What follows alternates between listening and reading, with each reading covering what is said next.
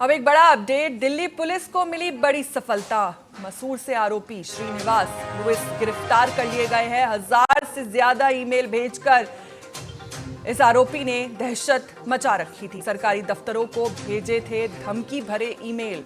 आरोपी को दिल्ली ला रही है पुलिस। ये बड़ा अपडेट हम आपको बता रहे हैं। दिल्ली पुलिस ने कर्नाटका के मसूर से 47 साल के आरोपी श्रीनिवास लुइस को गिरफ्तार कर लिया है। लुइस पर देश भर के कई संस्थानों, हाईकोर्ट और सरकारी दफ्तरों को 1000 से ज्यादा फर्जी धमकी भरे ईमेल भेजने का आरोप है।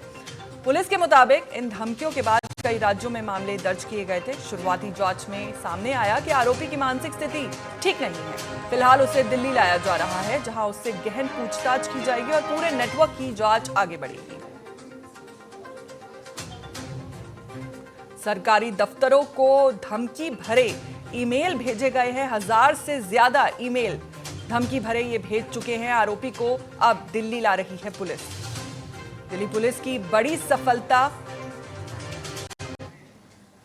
हमारे साथ इसी खबर पर ज्यादा जानकारी के साथ दिल्ली से संवाददाता जुड़ चुके हैं विवेक, इतने बड़े पैमाने पर 1000 से ज्यादा धमकी भरे ईमेल भेजे गए हैं। ये पूरा ऑपरेशन आरोपी ने कैसे अंजाम दिया?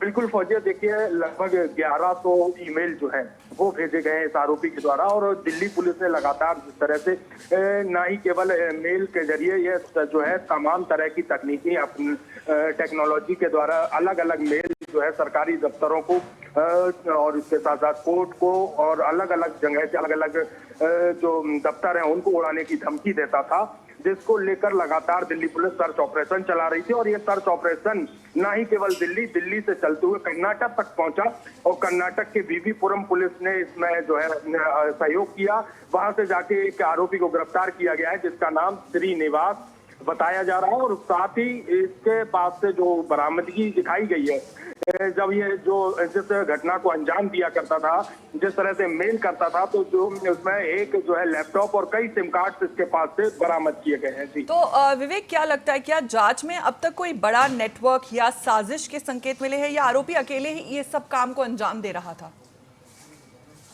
फौजिया, देखिए जिस तरह से दिल्ली पुलिस लगातार इसकी जांच कर रही है, लगातार हर पहलू पर जो है इससे पूछताछ भी की जा रही है। प्रथम दृष्टया जिस तरह देखा जा रहा है कि अभी तो फिलहाल अकेला एक ही आरोपी है, उसके साथ अब कौन कौन सा नेटवर्क है, कौन कौन से सिंडिकेट है, उस सब पूछताछ के लिए अब इस आरोपी को जो है दिल्ली लाया जा रहा है। और दिल्ली लाकर उससे और गहनता से पूछताछ होगी। तो विवेक, पुलिस ने आरोपी की मानसिक स्थिति को लेकर क्या पाया है और इसका केस पर क्या असर पड़ सकता है?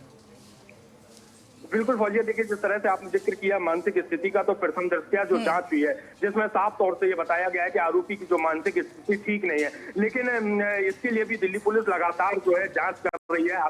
और अधिकतर जिस तरह से मानसिक स्थिति की जब बात सामने आती है तो मेडिकल टेस्ट होना कंपलसरी होता है, जिसके लिए भी दिल्ली पुलिस लगातार जो है पेपर वर्क कर रही है। जिसमें जब पेपर वर्क मेडिकल का होता है तब सामने निकल के आएगा कि हालांकि स्थिति क्या है, क्योंकि जिस तरह से साफ तौर से पहले तो अभी ये स्थिति बताई जा रही है कि उसकी जो मानसिक स्थिति है वो ठीक नहीं है।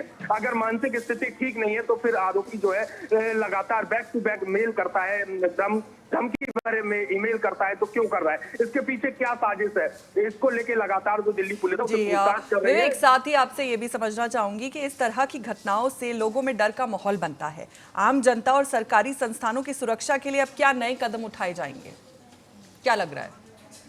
बिल्कुल फौजिया, देखिए जिस तरह से जब किसी भी संस्था को जो है धमकी भरा मेल आता है तो स्वाभाविक सी बात है कि डर का माहौल हो जाता है और अफरा तफरी का माहौल जो है वो भी देखने को मिलता है। जैसे ही जब ये आरोपी के द्वारा जो है इस तरह के मेल थ्रेट मेल जो है वो दिए जाते हैं तो तमाम इंटेलिजेंस एजेंसियां हैं वो सतर्क हो जाती हैं, जांच करती हैं और इसी जांच के चलते जो है आरोपी तक पहुंच पाए और इस आरोपी को जो है गिरफ्तार किया है। तो लोगों से लगातार जो प्रशासन है वो भी अपील करता नजर आता है कि ये अफवाह है, इस पर ध्यान ना दें और उनकी इसके लिए लगातार जो है वो जांच की जाती है और जो भी तथ्य निकल के आते हैं उनके हिसाब से जो कार्रवाई है वो की जाती है। तो लोगों से जो है लगातार प्रशासन अपील भी कर रहा है कि इस तरह के जो मेल आते हैं इन पर जो है ध्यान ना दें, ये अफवाह भी हो सकती है और ये जो है फर्जी भी हो सकते हैं। जी चलिए, ठीक है, बहुत बहुत शुक्रिया आपका विवेक, हमारे साथ जुड़ने के लिए और जानकारी साझा करने के लिए।